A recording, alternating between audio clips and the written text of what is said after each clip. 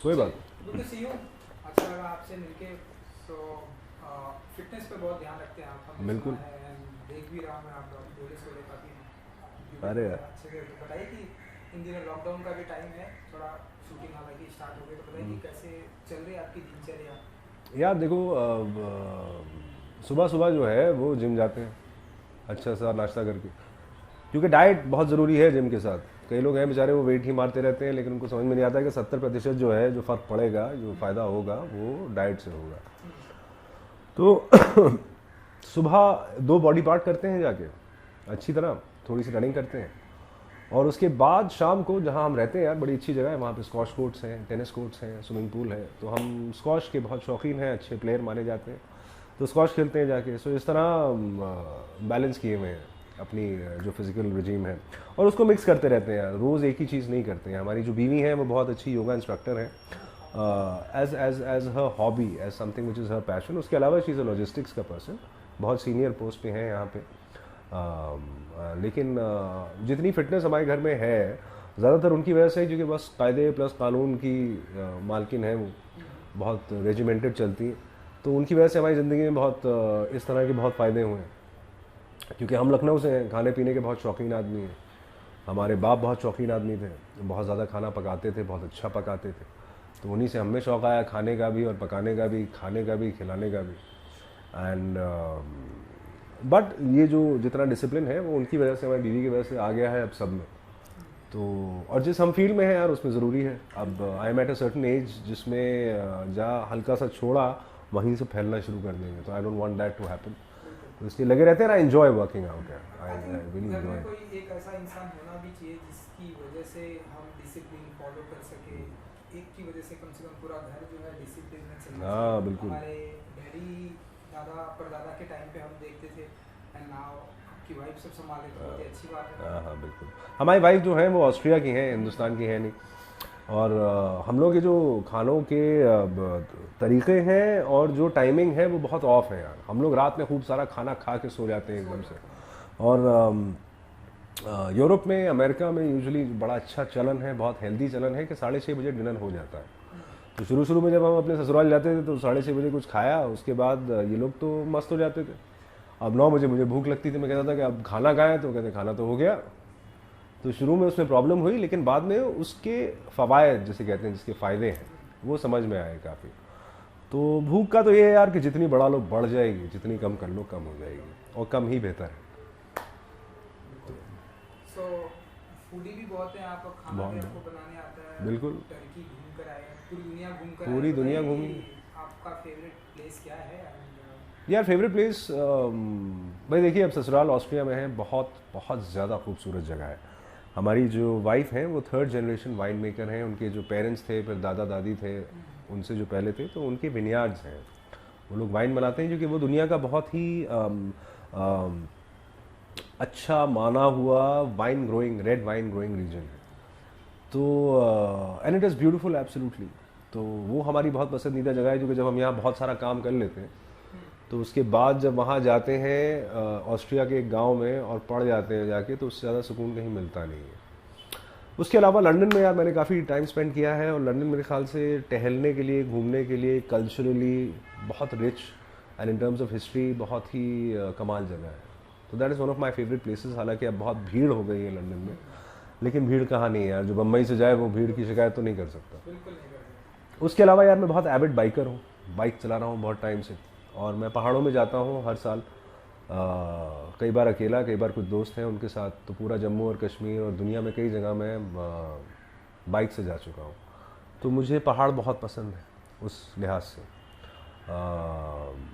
तो हाँ यार, मतलब एक फेवरेट जगह कहना ज़्यादती होगी। मतलब वो है कि आप एक किताब पढ़ें और आप कहें कि यही पढ़ना मुझे अच्छा लगा, वो उसमें मज़ा नहीं आएगा, उसमें ज़िंदगी का लुत्फ़ नहीं है। इसके अलावा मैं आपके शो पर आता हूँ जो हाल ही में ऑफ हुआ है, लेकिन जी जी। बहुत ही ब्यूटीफुल रहा है, लोगों ने बहुत अप्रिशिएट किया ज़िंदगी ज़िंदगी मेरे घर में जरा कि कैसा रहा एक्सपीरियंस। अभी भी याद करते हैं आप उस शो को? याद क्या करते हैं यार, भूल तो पाए नहीं है। बिल्कुल। और जब आप इतना वक्त, इतनी मेहनत, इतने सारे इमोशन किसी चीज़ को दें, तो वो आपका एक हिस्सा बन जाता है। बहुत अच्छा किरदार था प्रीतम चौधरी जो हमने प्ले किया, बहुत अच्छे को एक्टर्स थे, बहुत अच्छे राइटर थे हमारे।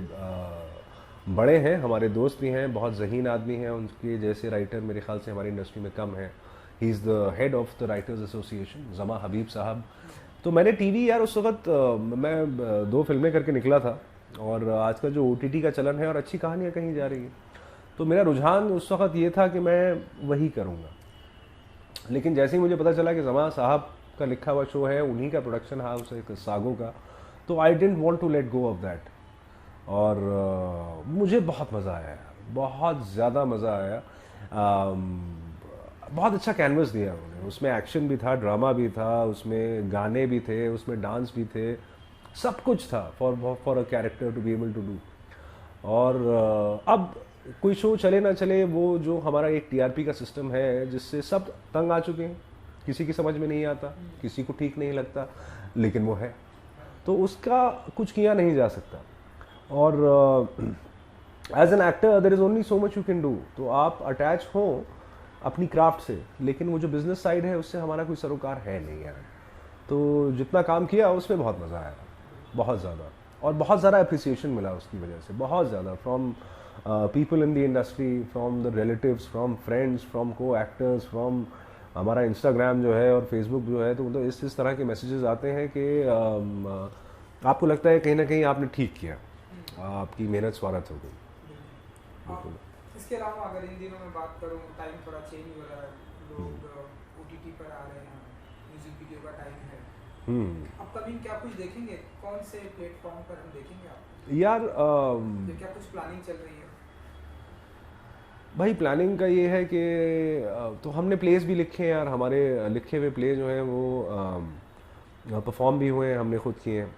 तो जब से ये लॉकडाउन हुआ है तब से जितनी लाइव परफॉर्मेंसेस होती थी उनमें कहीं ना कहीं एक रोक आ गई थी।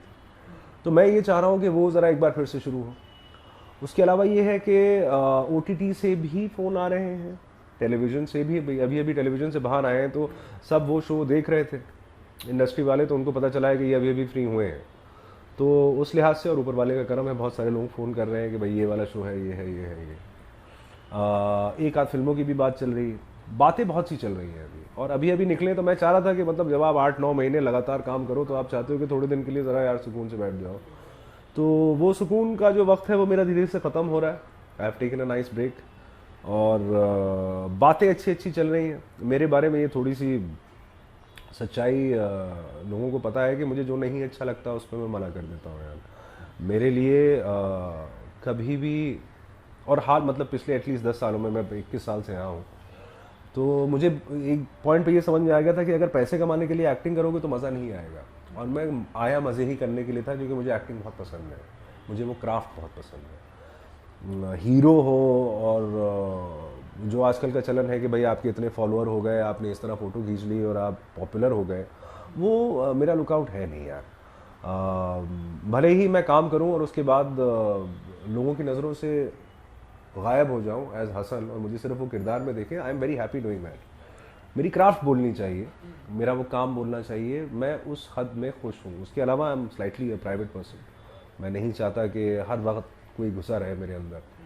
हालांकि आई रियली अप्रिशिएट जितने फैंस हैं, जितने लोग काम को पसंद करते हैं, वो जब बात करते हैं, बढ़ावा देते हैं, तो वो सराखों पे है।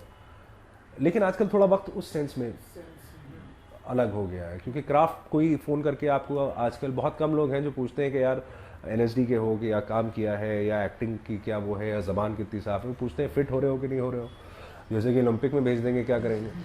या फिर ये पूछते हैं कि भाई फॉलोअर कितने हैं आपके।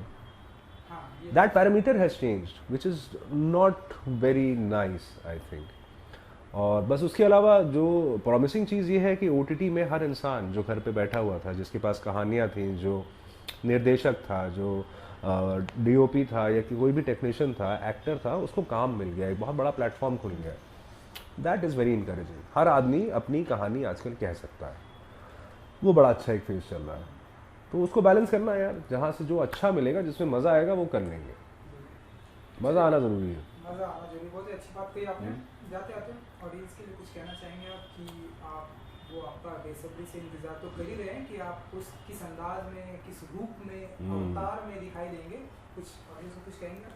भाई जब आऊँगा तो मेहनत से आऊँगा, सच्चाई से आऊँगा, और उम्मीद और दुआ ये करूँगा कि आपके दिल में घर कर जाऊँगा।